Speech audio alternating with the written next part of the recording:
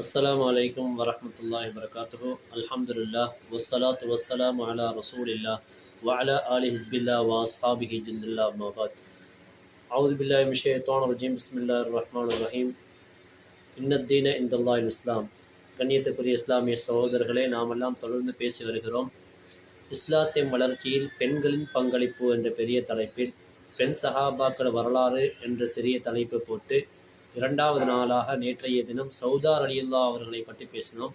அதனுடைய தொடரில் இன்றைய தினம் நாம் பேசப் போகிறோம்.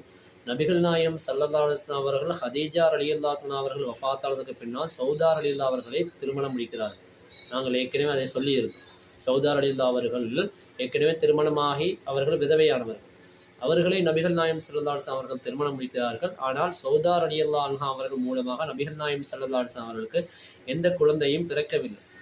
இருந்தாலும் நபிகள் நாயகம் ஸல்லல்லாஹு அலைஹி வஸல்லம் அவர்களை திருமணம் முடிப்பதற்கு முன்னால் சௌதார் ரலியல்லாஹு அவர்கள் சக்ரான் என்பவரை திருமணம் முடித்திருந்ததினால் அவர்களின் மூலமாக அப்துல் ரஹ்மான் என்ற குழந்தையை பெற்றெடுத்திருந்தார்கள். அந்த குழந்தை அது வளர்ந்து ஆளாகி ஈரானில் நடந்த ஜலூலா என்று சொல்லக்கூடிய ஒரு யுத்தத்திலே அவர்கள் வீரமரணம் அடைகிறார்கள்.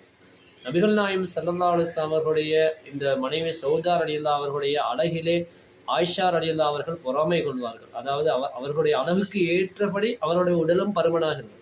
ஆயிஷா ரலியல்லாஹு அன்ஹா அவர்கள் சொல்வார்கள், சையதுனா சௌதார் ரலியல்லாஹு அன்ஹா அவருடைய உடம்பில் என்னுடைய ஆன்மா இருந்திருக்க கூடாதா என்று நான் எண்ணுவேன் என்று சொல்லி அவர்கள் சொல்கிறார்கள்.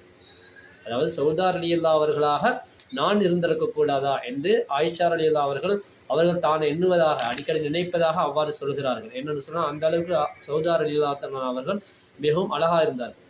அதே நேரத்தில் ஆயிஷா ரலியல்லாஹு அவர்கள் தொடர்ந்து சொல்கிறார்கள், சௌதார் ரலியல்லாஹு அன்ஹா அவர்களை பார்த்து நான் இவ்வாறு எண்ணம் கொள்வது போல வேற எந்த ஒரு பெண்ணை பார்த்து நான் அவ்வாறு எண்ணம் கொள்ளவில்லை. அந்த பெண்ணுடைய உடம்பில் என்னுடைய ஆன்மா இருக்கக்கூடாதா, அந்த பெண்ணை போல் நான் இருக்கக்கூடாது என்று நான் எண்ணவே இல்லை. சௌதார் ரலியல்லாஹு அன்ஹா அவர்களை பார்த்து மட்டும்தான் நான் இவ்வாறு எண்ணியிருக்கிறேன் என்று சொல்லி அவர்கள் சொல்கிறார்கள்.